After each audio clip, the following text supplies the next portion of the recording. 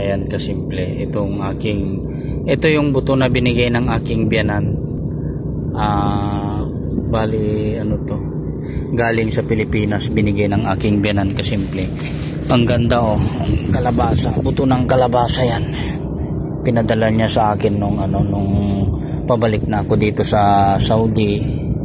Sabi niya, kunin mo tong buto ng kalabasa, subukan mong itanim doon, sabi niya sa akin kasimple. Kaya dinala ko naman tinanim ko rito kasimple. Kaya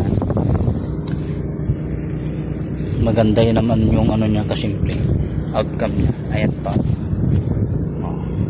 healthy kasimple, parang yung rin kalabasa sa Pilipinas.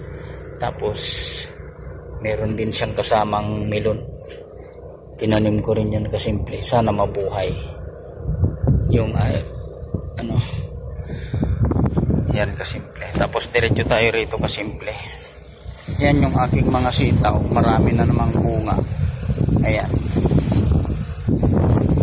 ito rin yung mga bago kong sitaw simple.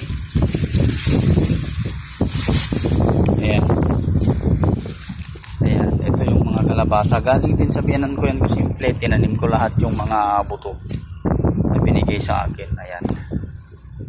Ayan pa kasimple. Tapos meron din akong pagwan dito. Ayan kasimple, healthy. Pati yung kalabasa ito, bigay din ng aking biyanan. Ayan, ito malaki na tong kalabasa ko rito kasimple.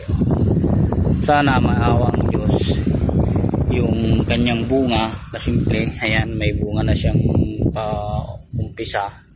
Sana mabuo kasimple. Yan din ang biyaya yung ating paghihirapan pag-aalaga. Ayan, meron pang isang maliit.